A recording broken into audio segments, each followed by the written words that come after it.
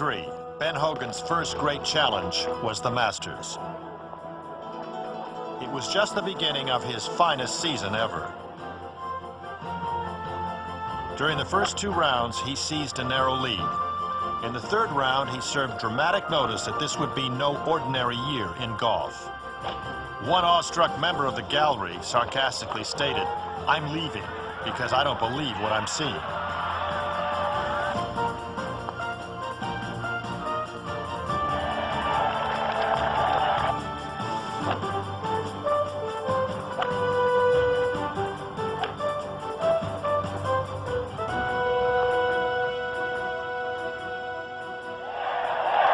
A 66 positioned Hogan for a chance to shatter the 72-hole scoring record of 279. The newsreel services stormed Augusta. The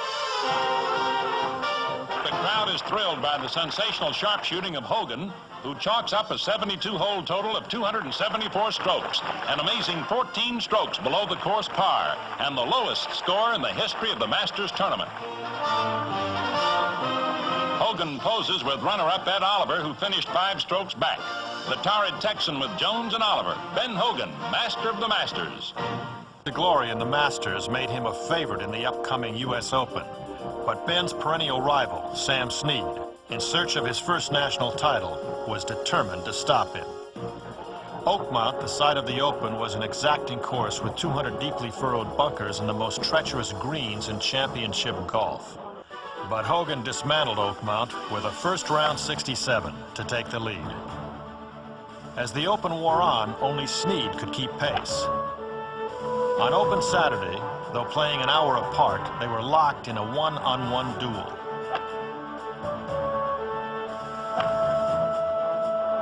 After the morning round, Hogan led by 1 stroke, but Snead was gathering momentum and seemed primed to overtake him.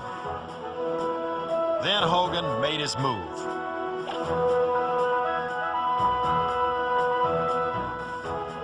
He staggered Oakmont and Snead with a blistering finish. Approaching the 18th, he was 1 putt away from a closing 71 and a 6-stroke victory. Hogan won his 4th U.S. Open title in a span of only 6 years. Only Bobby Jones and Willie Anderson had won as many. His 283 was the lowest score Oakmont had ever yielded for 72 holes.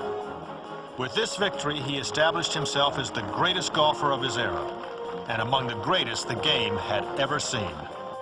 But as he returned to Fort Worth, his elation was tempered with anxiety. In 4 weeks, he would compete in the one major championship that he had never played, the British Open.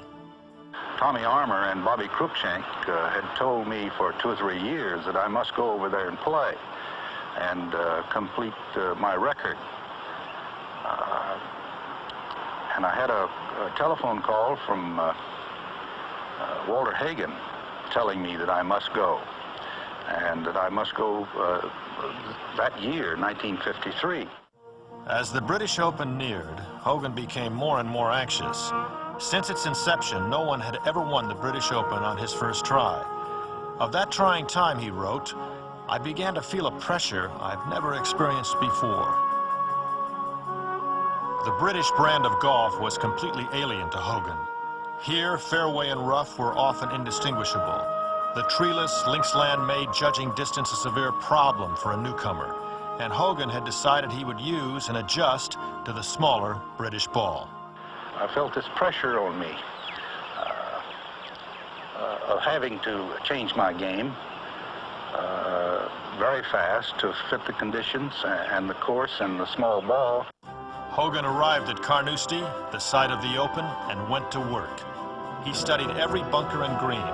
He adapted his swing to compensate for the small ball and the hard Scottish turf. The Scots grew to admire this lone American who prowled Carnoustie day and night, laboring so hard to learn their game. Some nationalistic Scots, however, flocked to Carnoustie, anxious to witness Hogan fail. On the first day of the British Open, he hoped to prove to them and to himself that he was ready. His first round impressed no one.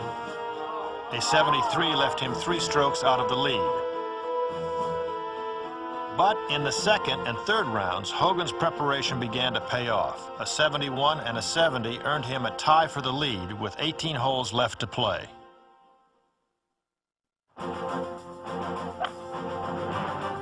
He began the fourth round with 4 pars.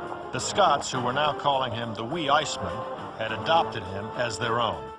At the par 4 fifth, their new hero faltered. He pulled his approach shot, and his ball curled off the green and settled precariously on the lip of a pot bunker. Hogan's lie called for a chip from the sand, what he considered to be the hardest shot in golf. A tangle of heather beyond the green was ready to swallow an errant shot. Hogan realized the British Open could hinge on this one shot. If I pitch over the green, he thought to himself, I can just go to the airline office and get my ticket home. Hogan chipped the ball cleanly with his 9-iron. It streaked across the green and rammed its way into the hole for a spectacular birdie 3. For the first time, Hogan had the lead all to himself. With another birdie on the 6th hole, he applied a pressure on the field that proved too much to overcome. At 18, he faced a tap-in for a course record 68. In 1953, Hogan accomplished what no golfer before or since has ever achieved, winning the Masters, the U.S. Open, and the British Open in a single season. America welcomed Hogan home a hero. Had he been able to play in the PGA Championship, he may have completed golf's modern Grand Slam. At the 1967 Masters, Ben Hogan had one last shiny moment of glory. In the third round, he brought tears to Augusta's gallery as he charged into contention at the age of 54. Years after everyone thought they would never again see him work his magic, he turned back the clock and faced one more putt for a brilliant 66.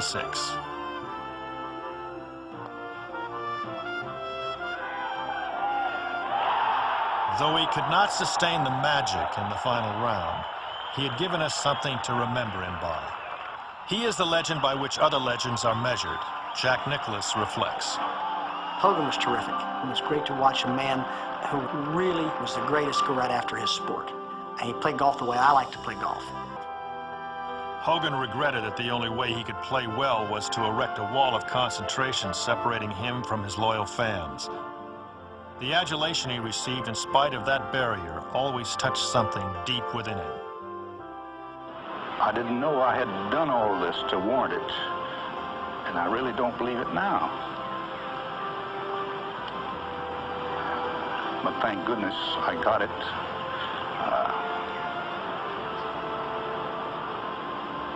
I hope they aren't sorry. I'm not.